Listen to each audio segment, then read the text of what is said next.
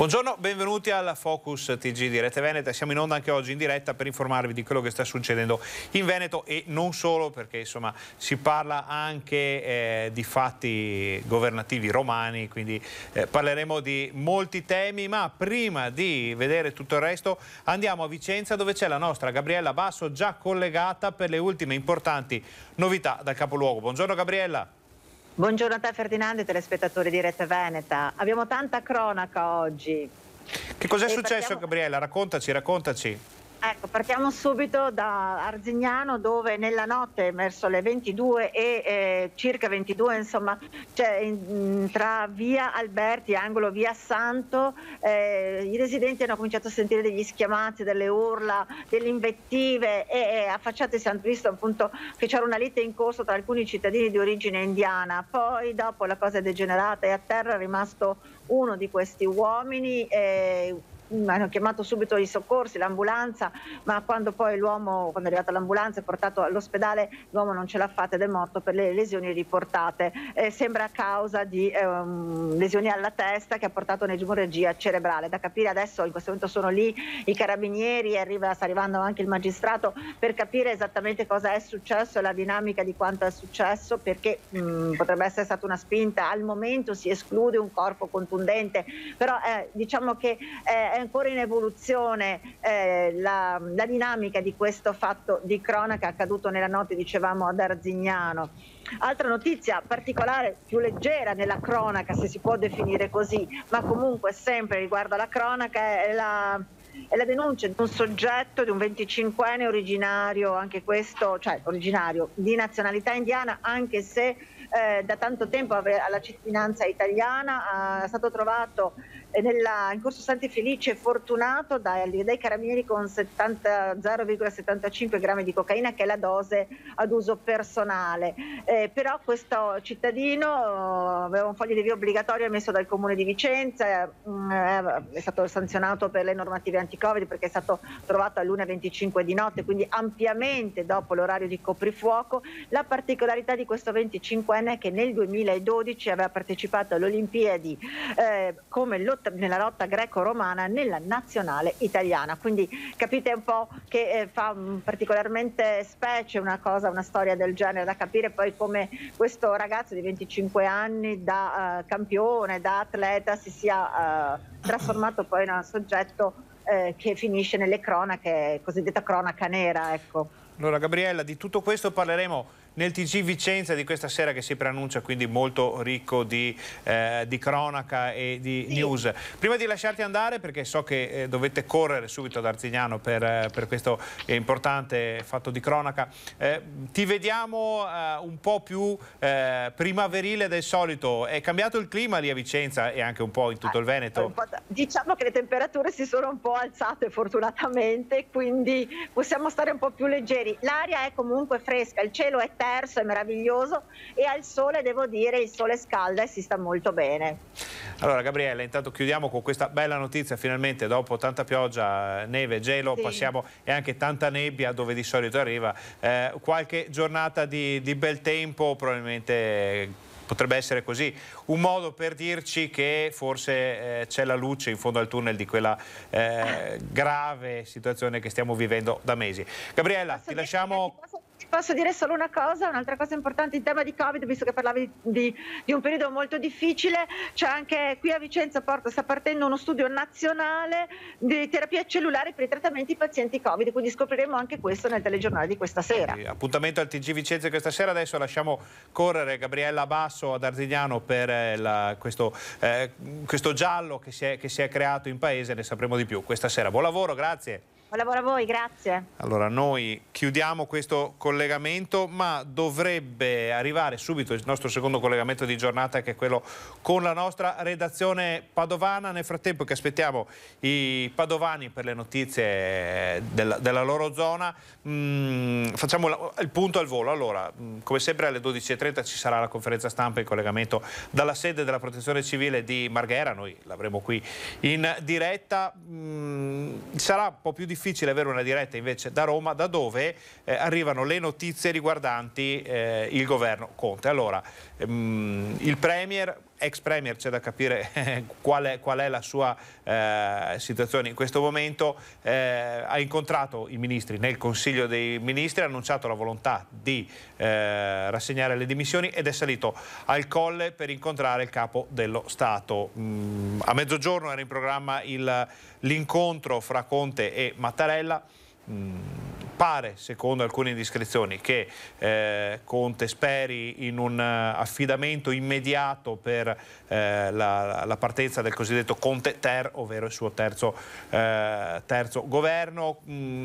È più probabile, secondo invece altre fonti sempre romane, che Mattarella arrivi a fare delle consultazioni che comunque non partiranno prima di domani pomeriggio, quindi fra oggi e domani probabilmente non cambierà niente, a meno di clamorose novità,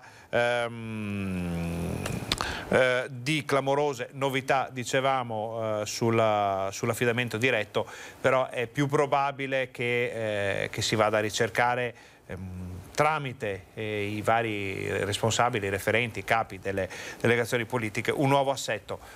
Si potrebbe arrivare al voto o allo scioglimento delle Camere, questo non lo sappiamo, sembra che sia l'ipotesi più remota, è un'ipotesi che porterebbe a scenari del tutto nuovi, ne sapremo di più durante la giornata. Tra l'altro noi oggi con i nostri telegiornali, con i nostri giornalisti, stiamo chiedendo anche in giro ai telespettatori, ai cittadini che cosa preferiscono, quindi se sia meglio andare subito al voto, se sia più stabile cercare un terzo governo Conte. Sentiremo poi le loro risposte nelle interviste nei nostri telegiornali di questa sera. Allora, Padova ci dicono che c'è una notizia molto importante da dare, che ci daranno in diretta fra poco, quindi noi allora vediamo intanto un servizio che ha preparato la nostra redazione padovana ed è un servizio sui vaccini in Croce Verde. Soccorso ai malati, trasferimenti di pazienti da ospedale a ospedale, a volte solo vicinanza a persone che soffrono nello spirito, non solo nel corpo. Per 800 volontari della Croce Verde di Padova completata la somministrazione della prima dose di vaccino anti-Covid. Dal 21 febbraio 2020, quel venerdì che cambiò il destino del Veneto, i 1200 soci, ognuno nel proprio ruolo, non si sono mai fermati. Un'opera corale di servizio alla collettività in stretta sinergia con le autorità sanitarie. È un modo per tutelare i nostri operatori che ogni giorno dal 21 febbraio scorso sono impegnati nella lotta contro il coronavirus ad seguito nella sanità padovana. Vaccinazione fatta da volontari a volontari grazie alla collaborazione con l'Associazione Medici di Strada e il Comitato Mani Unite per Padova. Allora, cominciamo a entrare in tema coronavirus emergenza. Siamo ancora in zona arancione, ma questa non è una novità, e noi abbiamo fatto un po' il punto con gli artigiani per capire qual è invece la loro situazione in questo momento. Ecco il servizio. Dispiace essere confermati ancora in zona arancione. Dopo tutti questi sacrifici si pensava di arrivare a un'apertura e passare nel colore giallo per dare la possibilità alle aziende di riaprire. Quelli che non sono contenti, convinti, quelli che non condividono. Lo sconcerto di Confartigianato è lo stesso dei commercianti, dei ristoratori, dei baristi, delle attività produttive. Un mondo imprenditoriale dietro cui ci sono migliaia di posti di lavoro stritolati dalle restrizioni delle zone a colori, a volte discutibili, come l'arancione con cui il Veneto deve affrontare un'altra settimana. La cosa che ci preoccupa è che se non vengono fatti i ristori dovuti alle nostre imprese ci sarà un'ecatombe. Oggi i locali sono presidi di sicurezza in cui i titolari investono sul rispetto della normativa anti-Covid. Se si è sicuri all'interno di bar e ristoranti e anche all'esterno, visto l'ottimo e importantissimo impegno delle forze dell'ordine, perché condannare ristoranti e bar, ma anche palestre e musei, alla clausura? La movida non si può combattere investendo sulle serrande abbassate, soprattutto in un paese che non sta distribuendo indennizzi adeguati. Non si può penalizzare le imprese perché non ci sono i controlli adeguati. Penalizzare le imprese vuol dire creare disagi, creare licenziamenti, creare chiusure. Questo metterà a repentaglio l'economia del nostro paese. Questo dei ristori è un tema che ci accompagnerà per lungo tempo, insomma la preoccupazione da parte di molte delle categorie produttive è forte, soprattutto verso il futuro, verso quello che succederà da qui in avanti. Adesso noi facciamo una breve pausa, ma state con noi perché torniamo fra pochissimo.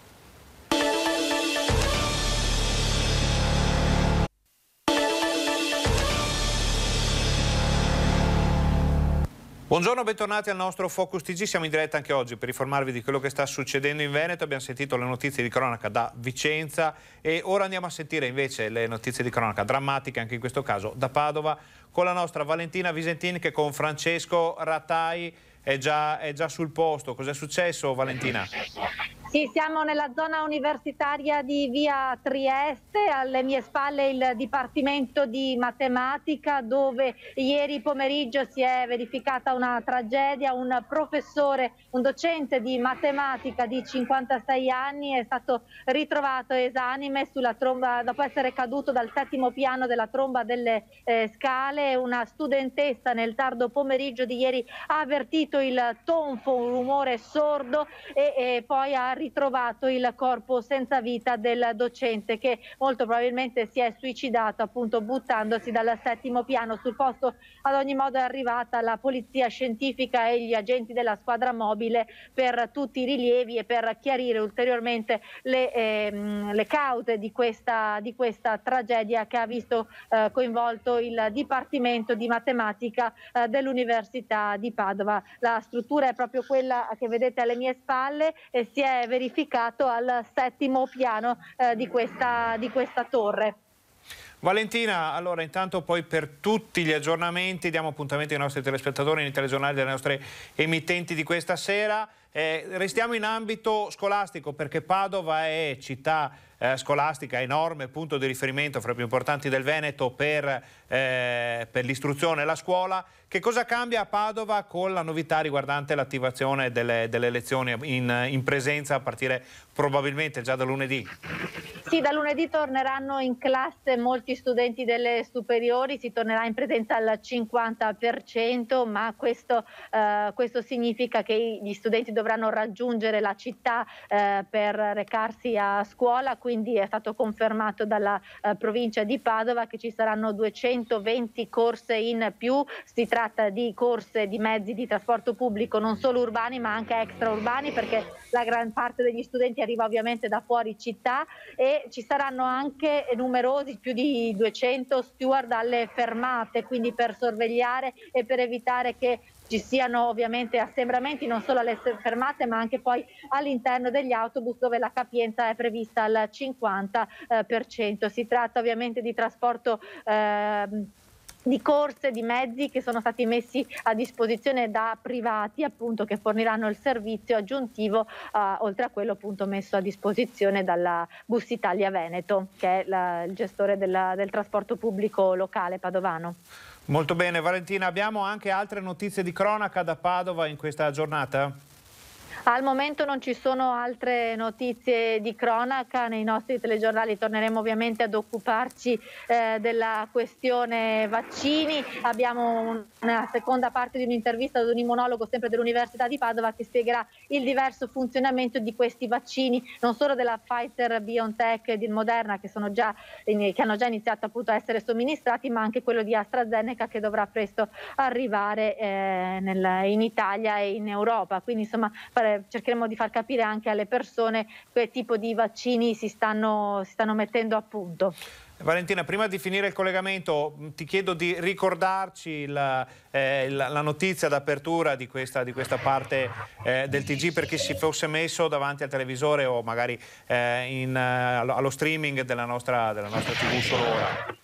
Sì, purtroppo vi abbiamo raccontato di una tragedia avvenuta all'Università di Padova, al Dipartimento di Matematica, la facoltà di matematica che vedete alle mie spalle. Ieri pomeriggio, eccolo qui, al 7° piano di questo edificio, un docente di 56 anni si è gettato dalla tromba delle scale ed è stato ritrovato senza vita da una studentessa, da una ragazza che ha sentito il tonfo, che ha subito avvertito la polizia. Sta indagando la squadra mobile e i rilievi sono stati affidati alla polizia scientifica.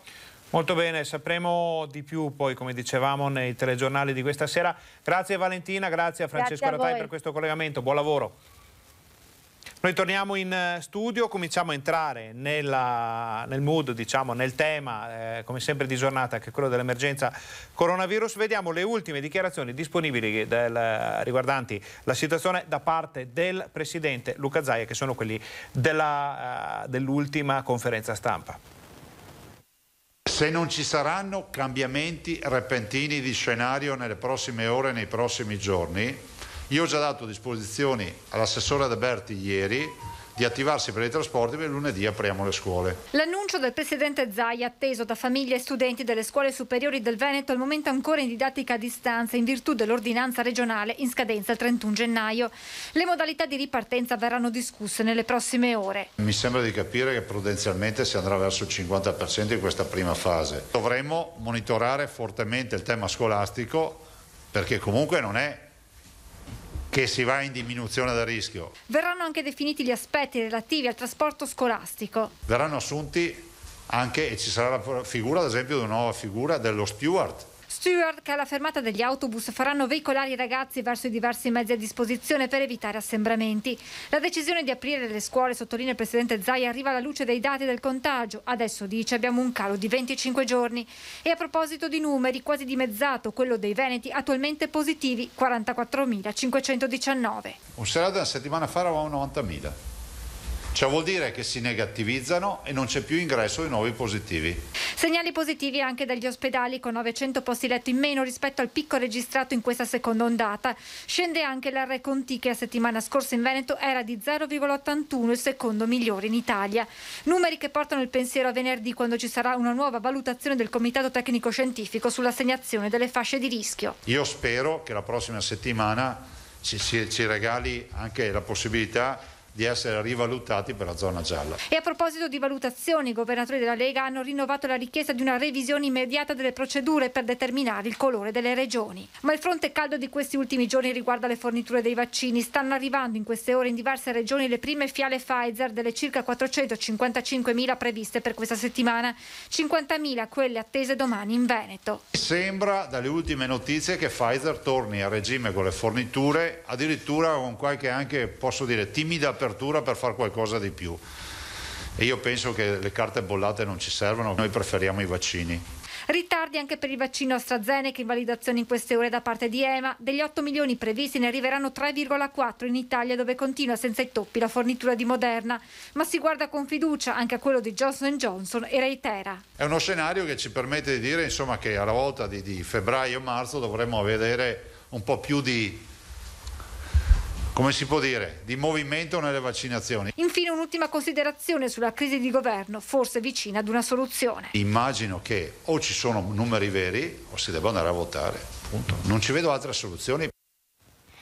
Quindi questa era anche l'opinione del governatore Zaia sulla crisi di governo ormai formalizzata, ormai insomma si è dimesso, è salito al Quirinale da Mattarella il Premier Conte. Che cosa succederà nelle prossime ore? Come dicevamo, gli scenari sono tre: l'affidamento immediato per un Conte-ter, l'apertura di consultazioni con le varie forze politiche che però dovrebbe partire domani da parte del Capo dello Stato, oppure quello che insomma aveva suggerito anche Zaia nelle ultime dichiarazioni del ritorno alle urne. È più probabile la prima o la seconda, però insomma può succedere davvero di tutto. Abbiamo visto che cos'è successo nei giorni scorsi, quindi ci si può aspettare di tutto da questa politica. Adesso noi facciamo un'altra breve pausa, state con noi, torniamo tra pochissimo perché fra poco c'è la conferenza stampa.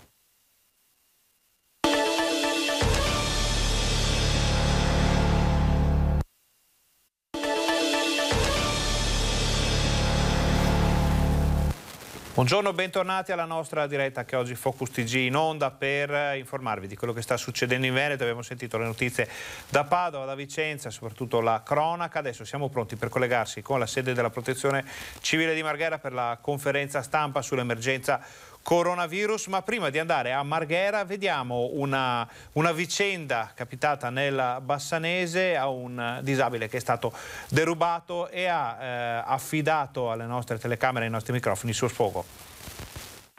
Fabio Franchetto è molto conosciuto a Bassano, in più occasioni lo abbiamo intervistato per mettere sotto i riflettori questioni che riguardano le persone con disabilità e lanciare messaggi alle amministrazioni dei comuni del Bassanese nella lotta all'abbattimento delle barriere architettoniche. Questa volta torna protagonista, suo malgrado, di una brutta storia di cronaca, perché è stato vittima di un furto nella sua abitazione di via Petrarca, San Giuseppe di Cassola, proprio mentre si trovava dalla compagna nel fine settimana. Hanno rubato e scooter i miei vicini di casa. Sono usciti, sono entrati, hanno sfondato la porta, hanno rovistato tutto e sono uscite da dietro. E nessuno ha sentito niente, naturalmente. E quello che sono rimasto molto scioccato, conosco il mio appartamento come fosse casa sua. Secondo lei conoscevano il suo appartamento? Sì, per me sì, impossibile. Come fanno a sapere? Saranno maestri, specialisti, saranno il suo lavoro, però come mai hanno toccato solo roba mia, anche la roba mia da disabile e non roba della mia compagna. Tutti i problemi che riguardano la mia disabilità, tutta sparsa per la stanza.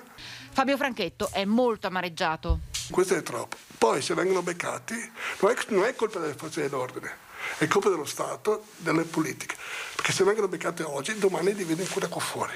E questo a me non mi sta più bene. C'è tanta rabbia. Mi sono fatto una mazza così, e sono stato aiutato, però mi sto facendo una mazza così per quello che ho. Io campo ogni mese, punto. Questa era la rabbia di questa persona. Ladri senza scrupoli sono entrati in casa sua. Secondo la vittima conoscevano anche bene l'appartamento, sapevano come muoversi, quindi lo sfogo è più che comprensibile. Cambiamo argomento, entriamo in tema coronavirus. Allora, prima di andare a vedere i dati, la conferenza stampa di oggi, è arrivata una notizia. Il ministro per gli affari regionali e le autonomie Francesco Boccia, dopo aver sentito il presidente della conferenza delle regioni Stefano Bonaccini, i presidenti di ANCI, UPO Antonio De Caro e Michele De Pascale, ha convocato la riunione prevista per oggi pomeriggio alle 16 sul recovery plan, a cui avrebbe dovuto partecipare anche il presidente del Consiglio Conte. Per il ministro Boccia tutte le attività di coordinamento relative all'emergenza Covid-19 fra regioni, comuni e province restano in corso senza alcuna interruzione. Lo rende noto l'ufficio stampa del ministro per gli affari regionali e le autonomie. Quindi il governo è caduto, il governo in questo momento non c'è. Conte è a colloquio col capo dello Stato Mattarella al Quirinale per capire che direzione prendere, se si andrà a un Conte ter, quindi alla terza esperienza di governo dell'ex premier, se si andrà invece a nuove consultazioni, come è probabile che sia a partire da domani, oppure se Mattarella deciderà di sciogliere le Camere e di far andare quindi gli italiani al voto alla prima data possibile. Questo lo sapremo nelle prossime ore.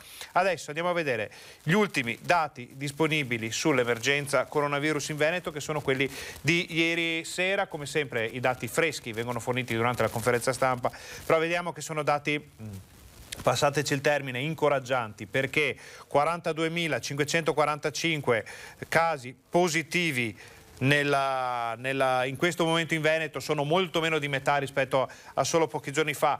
Solo, tra virgolette, 328 i nuovi casi trovati con i tamponi nel pomeriggio di ieri, che portano il totale a 306.534, è un numero che ha smesso di crescere rapidamente, la curva si è molto rallentata rispetto a quello che si era visto nelle scorse settimane, soprattutto da Natale in poi. Gli altri due dati: 255.325 le persone che si sono negativizzate, anche questo è un altro dato molto positivo, perché sale verso l'alto anche il numero dei guariti. Purtroppo non si ferma la conta dei decessi di persone che hanno perso la vita con il coronavirus, siamo già a 8.664, questo è un numero che salirà ancora nei prossimi giorni. Scendiamo nella seconda parte della tabella, che è molto importante perché ci fa capire l'assetto della sanità in Veneto in questo momento, che cosa sta succedendo negli ospedali della nostra regione. Siamo a 2.538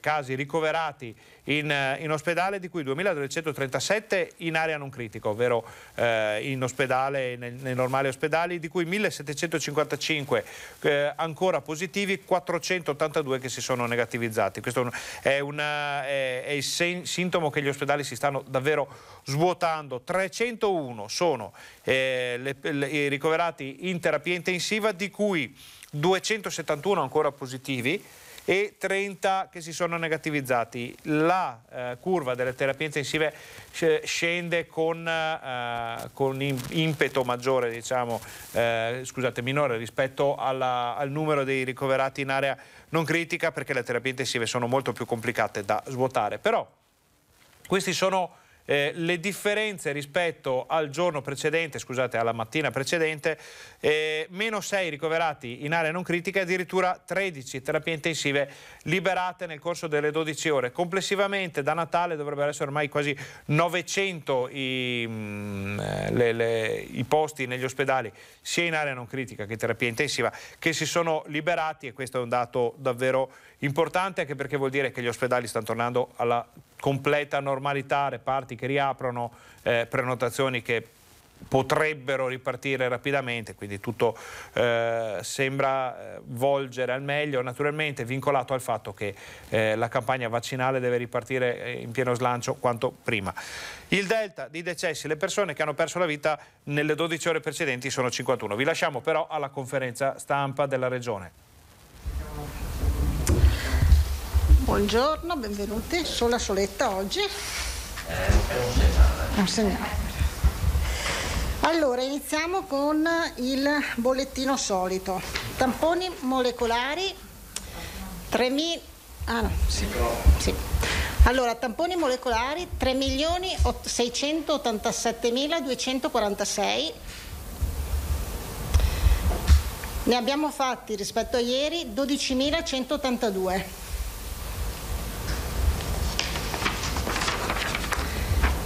I test rapidi antigenici invece 2.476.175.000, in totale sono stati fatti rispetto a ieri più 28.675.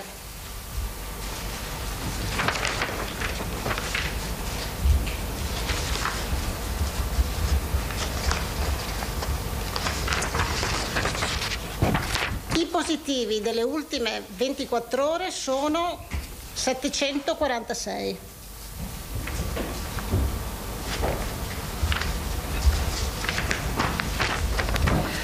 Qui vediamo allora i positivi delle ultime 24 ore, che sono 746 come dicevo prima, su un totale di tamponi complessivi, quindi di molecolari e di tamponi rapidi antigenici rispetto a ieri, che sono 40.857.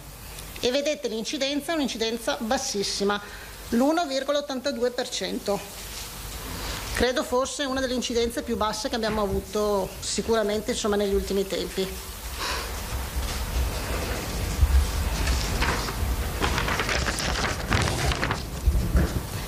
Il numero totale dei positivi ad oggi sono 306.952.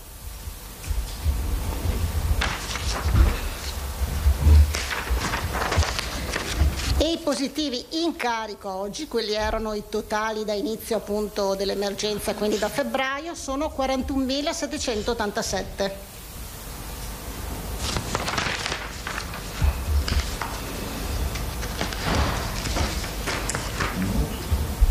Passiamo ai dati rispetto all'ospedalizzazione. Allora, i ricoveri totali oggi sono 2.527.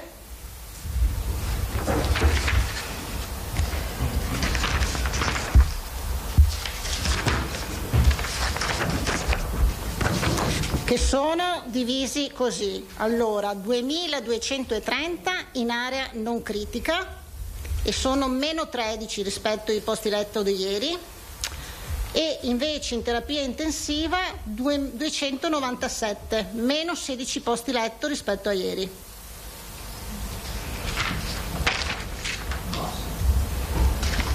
Non si sente. Il totale dei morti ad oggi 8.695 più 93. Purtroppo questo è un dato ancora importante, ma come abbiamo già spiegato più volte stiamo comunque raccogliendo quelli che quando c'era l'apice dell'infezione, quindi a fine dicembre. I dimessi ad oggi sono 13.799, sono state dimesse 91 persone nelle ultime 24 ore.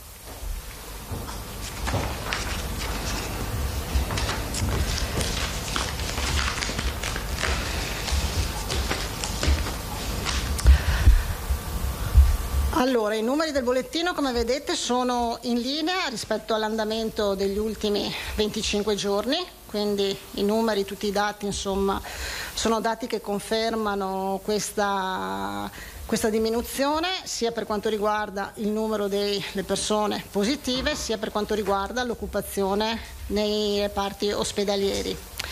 È chiaro che questo è sicuramente una cosa che ci fa ben sperare, ma che non ci deve assolutamente abbassare la guardia rispetto alle attenzioni, le misure che dobbiamo ancora continuare a tenere, soprattutto le indicazioni che noi continuiamo a dare.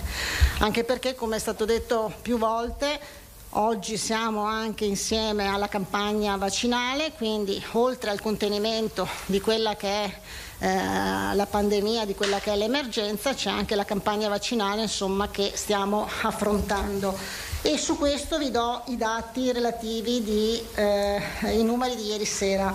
Allora, ieri sera erano state fatte 129.092 dosi, quindi 129.000 soggetti. Di questi 18.560 hanno anche avuto la seconda dose. Voi sapete che dalla settimana scorsa e compresa questa settimana stiamo facendo solo seconde dosi, questo dovuto chiaramente anche ai problemi legati alle diminuzioni questo dovuto anche ai problemi legati alla diminuzione delle forniture da parte di Pfizer, che ci dovrebbero essere riassestate comunque almeno dall'ultima interlocuzione. Voi sapete che noi abbiamo avuto sabato sera col commissario Arcuri e con i due ministri, dovrebbe dal 1° di febbraio tornare a quelle che erano appunto le quantità che erano state previste. Domani arriverà la fornitura di Pfizer, quindi domani arriveranno le 50.300 dosi, e il 31 invece arriveranno le 5.300 dosi di Moderna. 5.300 dosi di Moderna il 31, e domani invece 50.300 dosi di Pfizer.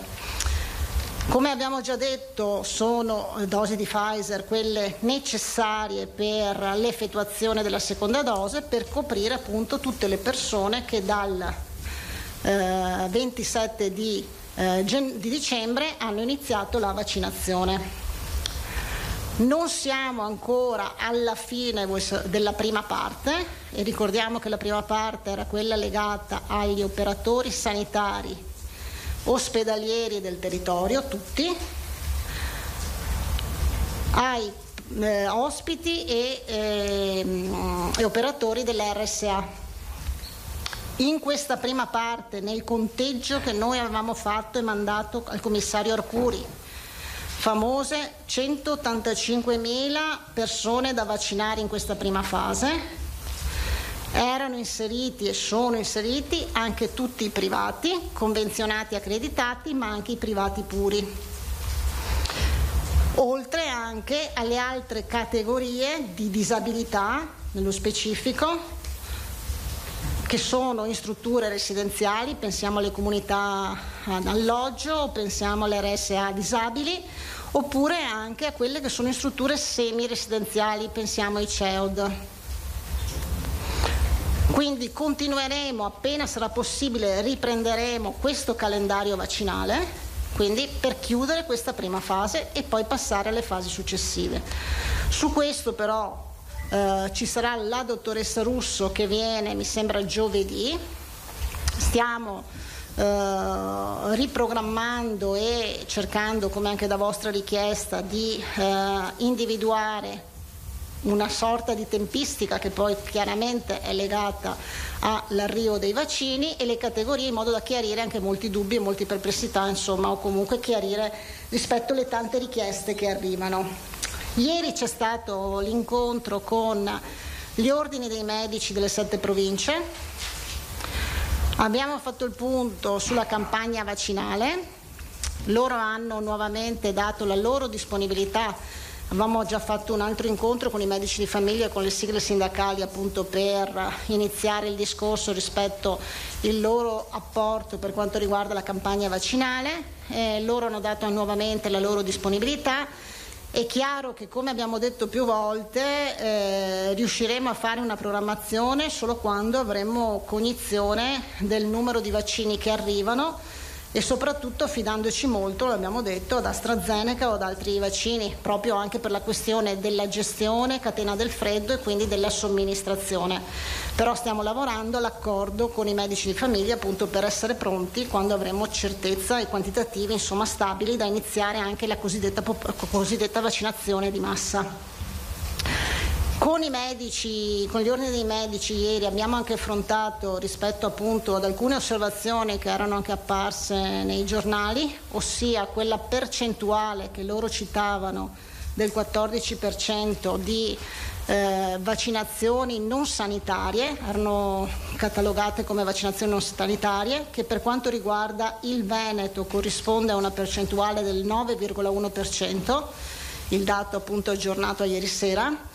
E abbiamo chiarito che all'interno di queste vaccinazioni ci sono personale amministrativo, che sono le segretarie anche dell'MMG, piuttosto che la segretaria appunto del medico, piuttosto che gli autisti di ambulanze, piuttosto che le signore delle pulizie, insomma tutto quel settore che da sempre abbiamo detto che era comunque, che aveva diritto di rientrare in questa prima parte, e che è comunque all'interno del programma e dell'ordine nazionale per quanto riguarda la vaccinazione. E oggi in Veneto appunto è il 9,1%. Chiaramente con loro ci hanno chiesto il discorso legato alla vaccinazione di tutti i vari ordini professionali che lavorano in privato, sono compresi, e loro saranno anche molto importanti e utili anche per ricostruire poi nominativi e quant'altro. Quindi non solo gli odontodiatri, ma gli oculisti, insomma tutte quelle che possono essere le altre categorie di professionisti sanitari che ci sono e che quindi devono essere vaccinati.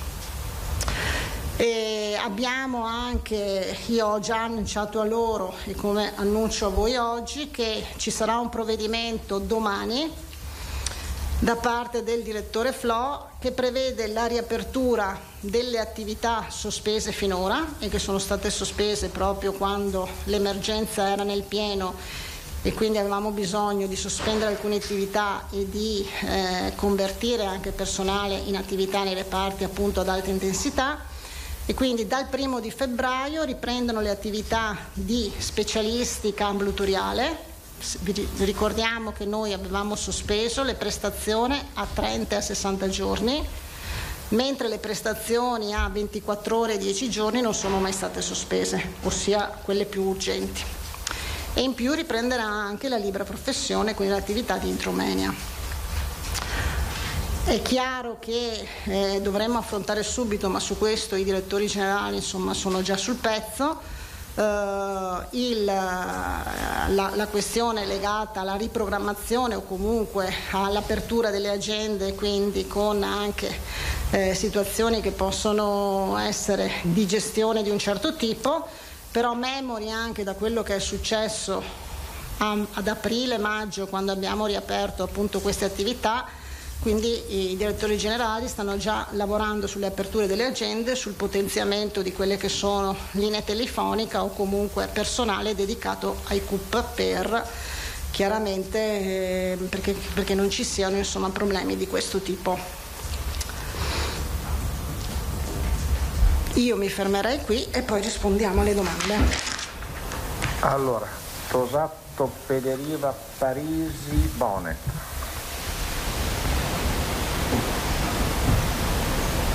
Vai. Assessore, buongiorno. Buongiorno. La salutiamo come erede del governatore Zaia a tutti gli effetti. Come assessore alla sanità direi È un augurio, che oggi sostituisco, cerco di sostituire. Senta, restiamo un attimo su quest'ambito che mi pare interessi molto, molto le persone, no? C'è qualche indicazione circa l'entità delle liste d'attesa che si sono accumulate in questo frattempo e i tempi ragionevoli, insomma, in cui potranno essere smaltite? Allora, non abbiamo il dato, abbiamo chiesto appunto un monitoraggio e anche di estrapolare USL per USL i vari dati rispetto anche alle prestazioni che oggi sono in galleggiamento e quelle nuove appunto che con l'apertura delle agende ci saranno, e quindi io penso insomma che nell'arco di un paio di giorni riusciremo ad avere un dato più complessivo. Sui tempi difficile dirlo, è chiaro che saranno messi in campo anche gli strumenti di prestazioni aggiuntive del personale come è previsto dalla normativa, e quindi anche le prestazioni del personale infermieristico e medico aggiuntive fuori anche degli orari di lavoro per cercare di smaltire il più liste d'attesa e quindi nel più breve tempo possibile. Cioè lavoro straordinario, insomma. Sì, il lavoro voi sapete che c'è stato a fine anno un provvedimento che aveva assegnato dei fondi specifici per il smaltimento delle liste d'attesa, con anche il riconoscimento appunto di questo lavoro da parte appunto di una delibera che era stata portata in giunta. Il 31/12 il direttore Flor aveva già emanato una circolare a tutti i direttori generali dicendo di continuare con questo strumento e di applicare le tariffe che erano previste che potessero essere applicate. Ecco, un'altra domanda invece che ci riporta a ieri e che riguarda queste proiezioni che l'Unione Europea ha fatto sulle varie regioni europee, proiezioni, cioè, è una mappa del contagio praticamente, no? In questa mappa del contagio, secondo queste proiezioni, il Veneto potrebbe finire insieme al Friuli, all'Emilia Romagna e alla provincia di Bolzano nella zona rosso scuro. Zona rosso scuro vuol dire che chi dal Veneto si mettesse in viaggio per andare nei paesi dell'Unione Europea dovrebbe sottoporsi al tampone e alla quarantena. Ieri i parametri in base ai quali questa ipotesi di classificazione è stata fatta sono stati contestati dalla Regione e dal Presidente Zaia. Vorrei sapere un po' qual è la sua valutazione nel merito e se è in atto o se sarà avviata un'interlocuzione con l'Europa su questo, perché la questione non è di poco conto, mi pare.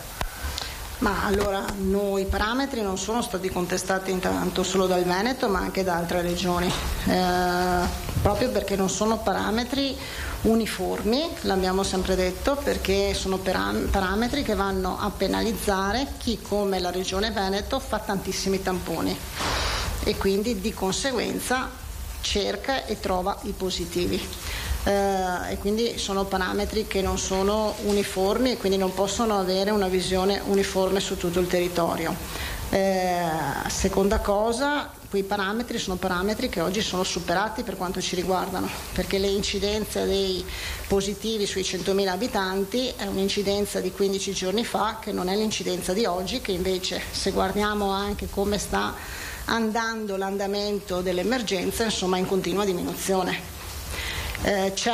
Io so che il Presidente Zaia si è sentito con gli altri governatori, c'è un'interlocuzione col Ministro e quindi con il Ministro Speranza, che sarà poi l'interlocutore con l'Unione Europea. Grazie. Pederiva. Grazie, Angela Pederiva, il Gazzettino. Buongiorno Assessore. Buongiorno. Alcuni temi sono stati già preceduti dal collega Tosato, per cui procedo con il resto. Vaccini, leggevo poco fa un lancio d'agenzia dell'OMS che raccomandava di evitare la vaccinazione a chi si è contagiato negli ultimi 6 mesi. Lo diceva in un'ottica di razionalizzazione delle quantità attualmente previste anche di Moderna, oltre ai noti tagli di Pfizer. Volevo sapere se vi è stata data già indicazione in tal senso o se appunto è una primizia questa appunto giornalistica per cui ancora non avete dovuto rivedere insomma la tempistica. No, non c'è nessuna indicazione ad oggi. Le indicazioni che noi stiamo seguendo sono quelle che i vaccini devono venire fatti anche con la somministrazione della seconda dose dopo 21 giorni. Altre indicazioni ad oggi non ci sono. Ok. E poi a proposito del crollo, potremmo definirlo ormai, dei contagi, notiamo sul territorio che l'afflusso ai Covid point per l'effettuazione del tampone è notevolmente appunto calato, addirittura code che c'erano adesso sono sostanzialmente azzerate per buona parte della giornata. È pensabile che quelle strutture vengano rapidamente riconvertite in punti di esecuzione del vaccino appunto? Ma sicuramente allora rispetto a quella che sarà appunto l'incidenza che noi avremo andremo a rivedere anche questi punti. Ricordiamo che oggi abbiamo l'effettuazione del tampone anche presso le farmacie e anche presso gli studi di medici di famiglia, quindi c'è effettivamente una capillarità molto importante e molto forte nel territorio. Credo che sulle farmacie sicuramente molte regioni hanno anche iniziato prima di noi, però sui medici di famiglia da quanto ne so io siamo la regione che comunque ha più medici di famiglia, un'adesione più alta. Nelle altre regioni non è partita molto questa cosa qui, e quindi è chiaro che se ci dovesse essere del personale in esubero o comunque personale che può essere riconvertito nei punti vaccini, nelle strutture che sono state individuate dalle USL per la chiamata degli over ottantenni e quant'altro, potrebbero essere riconvertiti anche in queste strutture, però è un'operazione poi di gestione e di organizzazione interna alle singole aziende. Solo per chiarezza, al momento la lista delle strutture che avevate pensato comprende altri luoghi rispetto agli attuali punti tampone? Non ricordo se era stata diffusa o no. No, non è mai stata diffusa. Allora, noi oggi abbiamo solo i punti di stoccaggio. Voi avete i punti di stoccaggio che sono i 7 hub, per capirci. È chiaro che dai 7 hub poi sappiamo i vaccini sono partiti per tutte le altre strutture ospedaliere, quindi per tutti gli altri 68 ospedali, per capirci, e per anche le strutture residenziali per anziani. Altra cosa invece è il piano, il programma, ne parleremo sempre giovedì con la dottoressa Russo, dove ogni singolo territorio ha individuato dei punti, la palestra piuttosto che il palazzetto, piuttosto che altre strutture di questo tipo, dove a moduli, quindi dove all'interno di queste strutture ci sono dei moduli con personale, quindi con le equip già previste per effettuare molte vaccinazioni durante la giornata. Chiaramente, scusami Carlo, chiaramente tutto questo ha un unico neo, che è quello che dobbiamo avere i vaccini per poter mettere in moto, cioè la macchina è già predisposta, è già organizzata, però dobbiamo avere i vaccini per poter mettere in moto poi tutto il resto. Parisi, Media Nord-Est, le testate a questo punto lo dico io perché sennò ce le dimentichiamo sempre. Sì, allora, Anna Maria Parisi, Media Nord-Est. Dunque, assessore, buongiorno intanto. Buongiorno. Lei ha già anticipato l'argomento che volevo sottoporle, che arriva dal territorio, nello specifico da un'associazione di Spinea, la Croce Gialla di Spinea.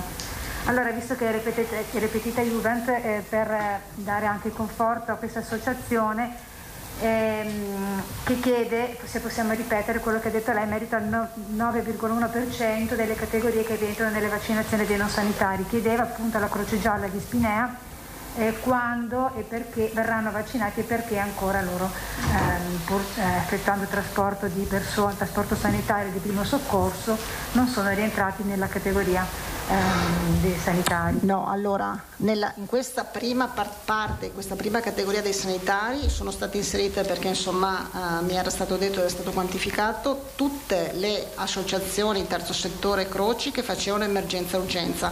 Se non sono stati chiamati, probabilmente verranno chiamati, credo a brevissimo, da parte dell'azienda di riferimento. Quindi verranno chiamati questi della Croce Gialla di Spinea, benissimo. Se fanno emergenza-urgenza assolutamente sì. Sì, lo fanno, casomai poi le passo anche il contatto se ha piacere. Invece una precisazione, non ho capito, lei ha detto che ieri sono stati effettuati più di 129.000 vaccini, di cui 18.500 richiamo c'è la seconda dose, e ha anche specificato che questa settimana si è provveduto, come la precedente, a effettuare solo le seconde dosi, quindi le 110.000 sono anche quelle un richiamo? Non ho capito. Ci ha detto 129.092 dosi ieri sera? No, ad oggi totale. Ad oggi totale abbiamo vaccinato 129.000 persone. Di queste 129.000 persone, 18.560 hanno anche già effettuato la seconda dose. 110.000. D'accordo, grazie. Bonet, Corriere del Veneto. Sì, Assessore, una cosa che riguarda un caso di cui abbiamo scritto oggi, cioè questa vicenda per cui l'USL di Venezia si sarebbe dovuto approvvigionare. L'ha letto o lo do per acquisito? Non l'ho letto. No, l'ha letto. Allora la questione è questa, sostanzialmente l'USL di Venezia avrebbe acquistato delle mascherine per suo conto, per i propri ospedali, tramite il proprio servizio farmaceutico, perché i reparti interessati dall'uso di queste mascherine hanno ritenuto quelle fornite da Azienda Zero inadeguate, non corrette. Le risulta questa cosa? Sa se ci sono state altre USL che hanno segnalato questo problema con le mascherine fornite da Azienda Zero? Grazie. Non conosco questa situazione, non mi è neanche mai stata presentata, quindi dovete chiedere direttamente o da Azienda Zero o all'USL di riferimento. Però non mi risulta che ci siano oggi segnalazioni, almeno io non ho segnalazioni di questo tipo. Cioè, non ci sono in generale problemi qui di PI che le sono? Mi introduco per dire che ieri sera la ULSS ha chiarito con una nota che voi riportate la situazione. Sì, una nota un po' per dire insomma. Sì, no, certo, è chiarita e non chiarita in realtà, però vabbè, non importa, se l'assessore non sa, non importa, grazie. Giacomuzzo, il giornale di Vicenza. Buongiorno Assessore. Buongiorno. Una domanda che riguarda la riapertura. Da quando quindi si potrà alzare il telefono per prenotare la visita che si era mantenuta in sospeso perché non urgente, quindi ai 30-60 giorni? Allora, domani uscirà la circolare del dottor Flor e credo che già da giovedì e venerdì le aziende potranno iniziare ad aprire le agende per programmare già l'attività da lunedì in poi. Cioè, quindi da lunedì già si parte con la prestazione, quindi prima vengono quelli in galleggiamento e da giovedì e venerdì, ok. L'altra cosa, i centri, gli ospedali Covid. Mi pare di capire che quello che è a Adria è in fase di chiusura. 300. Sì, perché sappiamo che Rovigo è un'area fortunatissima, nel senso che non ci sono stati molti casi lì. C'è un ordine di smantellamento, di chiusura per gli altri ospedali Covid o è presto ancora? No, io credo che dobbiamo essere ancora molto prudenti e quindi aspettare. Sono individuati, voi sapete, con piano ben specifico. È chiaro che questi ospedali, man mano che liberano posti, riprendono a pieno le proprie attività. Quindi ancora non c'è una prospettiva, proprio per questo, ricordando il famoso piano regionale sanitario per cui c'erano le allerte di vari colori in 5 fasi. Siamo ancora in allerta 4 noi o siamo già passati al 3 con queste? Secondo me però non ho visto l'ultima proiezione, quindi però siamo scesi molto, quindi presumo che saremo in allerta 3, presumo, però non vorrei dire una cosa perché non ho visto i tachimetri famosi che quindi denotano in che colore siamo, però visto i numeri credo che siamo comunque scesi, io penso verso la 3. Prigioni. Buongiorno Assessore, buongiorno a tutti, Telepadova 7 Gold. Anche per le prestazioni libera professione si potrà ripartire già da lunedì e in tutti gli ospedali o magari bisogna fare un po' attenzione rispetto agli hub piuttosto che agli ospedali di... No, la riapertura è uniforme in tutte le aziende sanitarie, in tutti gli ospedali. Grazie. Altre domande? Colleghi? Posto. Possiamo chiudere allora? Grazie. Grazie a voi.